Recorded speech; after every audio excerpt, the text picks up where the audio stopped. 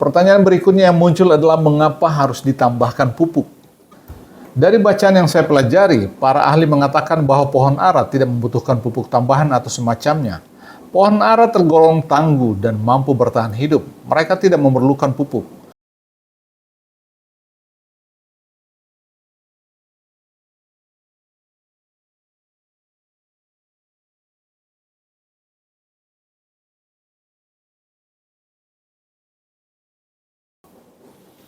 Hari ini kita masih melanjutkan pembahasan kita tentang pengajaran Yesus melalui perumpamaan tentang pohon ara yang tidak berbuah. Mari kita pahami siapa pemilik kebun anggur itu. Kita juga melihat adanya seorang pengurus kebun anggur yang menjadi pembela. Lalu siapa pengurus kebun anggur ini? Dari perumpamaan ini kita mengetahui bahwa si pemilik kebun anggur itu adalah Allah sendiri. Matius 21 ayat 33 dan seterusnya menjelaskan kepada kita dengan gamblang bahwa Allah digambarkan sebagai pemilik kebun anggur. Lalu siapa pengurus kebun itu? Mari kita lihat siapa dia yang akan membela dan memintakan belas kasihan Allah bagi kita. Siapakah yang menjadi pengantara antara Allah dan manusia dan menjadi penengah ini? Atau yang menjadi imam besar yang membela jemaat Allah? Siapa lagi kalau bukan Yesus Kristus? Allah Bapa bukannya tidak mau berbelas kasihan. Bapa sangat bersedia untuk memberi belas kasihan, namun harus ada pembela bagi perkara ini. Dan Yesus berdiri menjadi pembela perkara ini bagi kita. Keindahan dari gambaran tentang Yesus sebagai pembela ini muncul di Lukas 22 ayat 31-32. Yesus berkata kepada Petrus, "Simon, Simon, lihat iblis telah menuntut untuk menampik kamu seperti gandum. Tetapi aku telah berdoa untuk engkau supaya imanmu jangan gugur. Dan engkau jikalau engkau sudah insaf, kuatkanlah saudara-saudaramu." Yesus bersafaat. Ia berdoa agar Petrus boleh tetap menerima kasih karunia yang dapat menguatkannya dalam menghadapi cobaan berat yang diberikan iblis terhadapnya. Sangatlah menggembirakan jika kita mengetahui bahwa Yesus bersyafaat bagi kita. Kita memiliki banyak kelemahan, kegagalan, dan kekurangan. Tidak seorang pun dari antara kita yang tidak memiliki kekurangan. Namun sangatlah menghibur ketika kita mengetahui bahwa Yesus ada di sana menjadi imam besar, penuh belas kasihan dan kemurahan membela perkara kita. Yesus di sini digambarkan tidak sekadar sebagai pembela saja, tetapi juga sebagai hamba. Ini hal yang penting untuk kita pahami. Karena di Yesaya 53, Yesus digambarkan sebagai hamba yang menderita. Jika Anda mempelajari makna kata pengurus kebun anggur di Perjanjian Lama, Anda akan melihat bahwa ungkapan ini biasanya dikaitkan dengan para budak, yakni golongan terbawah di masyarakat. Sebagai contoh, jika kita melihat Yesaya 61 ayat 5 atau Yeremia 52 ayat 16 atau 2 Raja-Raja 25 ayat 12, Anda akan mendapati bahwa pengurus kebun anggur disamakan dengan pembajak ladang. Pembajak ladang diambil dari kalangan yang paling miskin di masyarakat. Mereka disebut orang-orang kelas bawah. Akan tetapi Yesus rela menjadi hamba sama seperti mereka ini. Sebagaimana disebutkan di Filipi 2 ayat 7. Ia mengosongkan dirinya sendiri dan mengambil rupa seorang hamba dan menjadi sama dengan manusia. Inilah gambaran lain dari keindahan yang diberikan oleh perumpamaan ini yang sepintas tampaknya tidak menunjukkan apa-apa. Sebenarnya ada 9 poin utama yang dapat kita bahas dari perumpamaan ini. Tetapi jika harus membahas semuanya, kita harus meluangkan waktu seharian untuk itu. Jadi kali ini kita harus memusatkan perhatian pada satu pokok utama dari perumpamaan ini, yakni apa yang dilambangkan oleh pohon ara ini. Di Yeremia 24, seluruh pasal memberi kita contoh bahwa pohon ara adalah gambaran Israel. Ini berarti seluruh umat Israel dilambangkan dengan satu atau sekumpulan pohon ara. Di Yoel 1 ayat 7 disebutkan tentang rusaknya pohon ara dan pohon anggur yang menjelaskan peristiwa penyerangan terhadap bangsa Israel oleh bangsa yang kuat dari utara.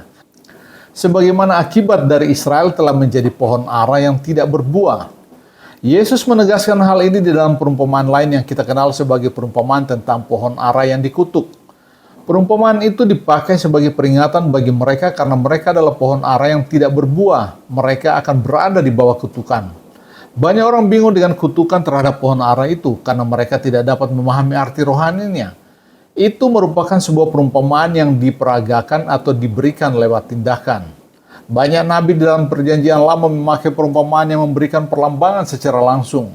Seperti Yeskiel yang melakukan berbagai hal yang terlihat janggal, berbaring miring, dan makan dengan porsi yang sudah ditentukan.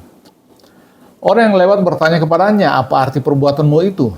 Yeskiel lalu menyampaikan kepada mereka, "Inilah yang akan terjadi atas Yerusalem. Yerusalem akan dikepung dan penduduk Yerusalem harus makan dengan jumlah yang sudah dijatah ketika kota mereka dikepung. Pertanyaan berikutnya yang muncul adalah mengapa harus ditambahkan pupuk? Dari bacaan yang saya pelajari, para ahli mengatakan bahwa pohon ara tidak membutuhkan pupuk tambahan atau semacamnya. Pohon ara tergolong tangguh dan mampu bertahan hidup. Mereka tidak memerlukan pupuk. Bukanlah hal yang lazim untuk menambahkan kompos di sekeliling pohon ara. Ini berarti Yesus melakukan sesuatu yang luar biasa bagi Israel. Ia memberi mereka kasih karunia ekstra. Dulu Allah mengirim para nabi kepada bangsa Israel. Sekarang Allah mengutus anaknya sendiri untuk menangani pohon ara ini, yaitu umat Israel. Semua kasih karunia dan manfaat yang kita terima berasal dari tindakan perawatan ekstra tersebut. Karena kita tidak diajar lagi oleh para nabi, tetapi langsung oleh firman Allah dari Yesus sendiri. Allah sudah melakukan segala hal yang dapat dikerjakan untuk membuat pohon ara itu bisa berbuah. Jika ada orang Kristen yang murtad, itu bukan merupakan tanggung jawab Allah, melainkan tanggung jawab kita pribadi. Allah telah melakukan segala tindakan yang dapat Ia lakukan untuk memastikan bahwa Anda dan saya dapat bertumbuh semakin kuat. Anda tidak punya alasan atas kegagalan Anda. Apa alasan yang dapat dipakai oleh pohon ara yang tidak berbuah itu? Tidak ada sama sekali. Tidak ada alasan yang dapat meloloskannya dari penebangan atau penghakiman Allah. Pertanyaan berikutnya adalah mengapa pohon ara yang dipakai sebagai contoh di sini?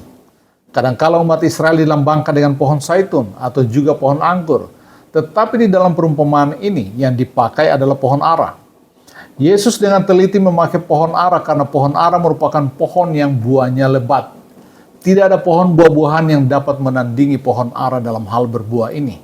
Itulah sebabnya pohon ara dipilih sebagai contoh di sini. Pohon ara adalah pohon yang dapat berbuah sepanjang 10 bulan dalam setahun. Saya tidak tahu apakah ada pohon lain yang dapat melakukan hal yang sama. Pohon ara berbuah pada musim dingin, musim semi, musim panas maupun musim gugur. Dapat kita katakan bahwa pohon ara ini dapat berbuah sepanjang tahun. Pohon mangga atau apel paling lama hanya mampu berbuah sepanjang 4 bulan dalam setahun. Sedangkan pohon ara mampu untuk terus-menerus berbuah sepanjang 10 bulan. Sekarang Anda dapat melihat keindahan dari perumpamaan ini. Pohon yang seharusnya berbuah sangat banyak, ternyata tidak menghasilkan satupun buah.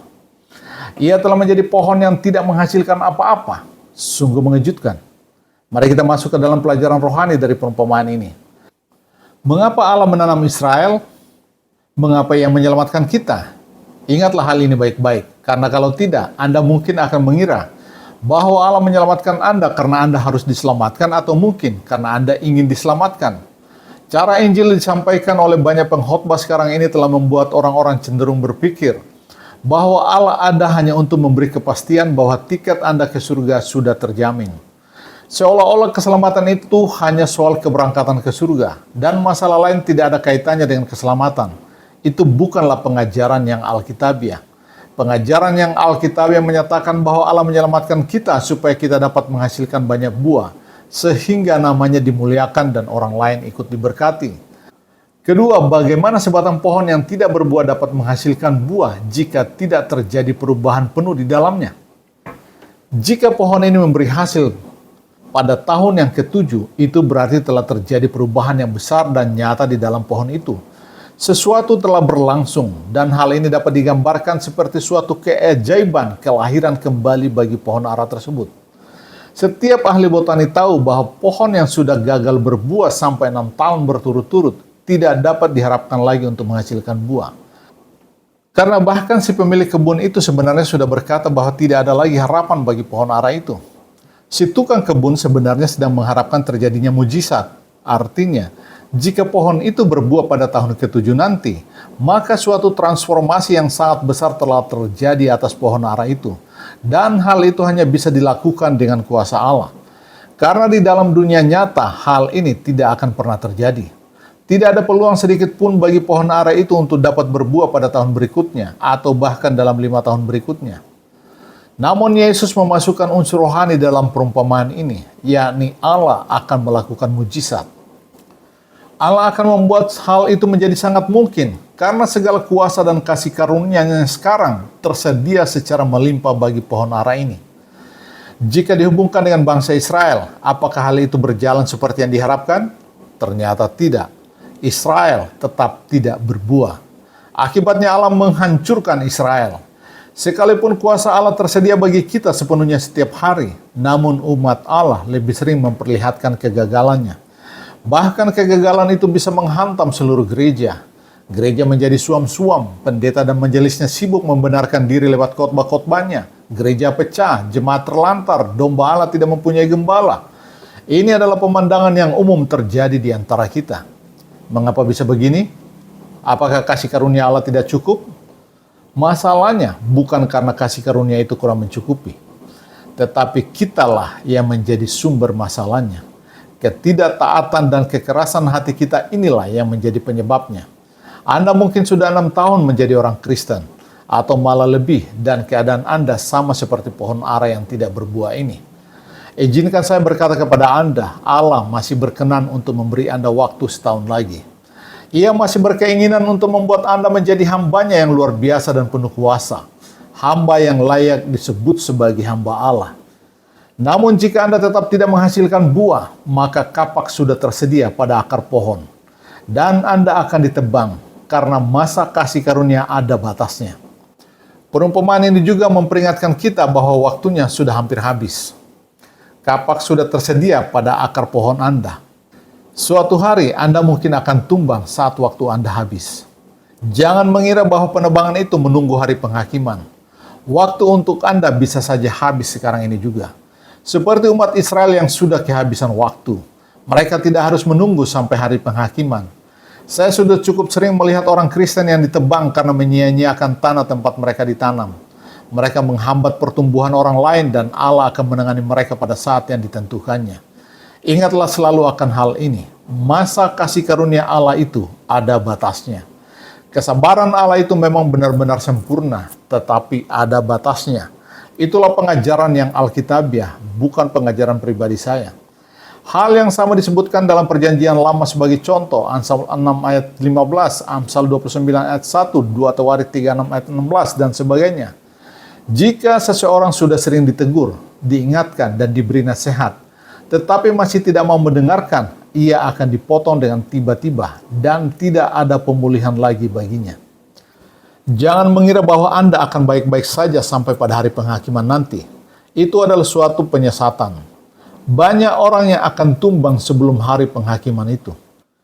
Kita akan melanjutkan pembahasan kita di video berikutnya dengan tema makna rohani berbuah.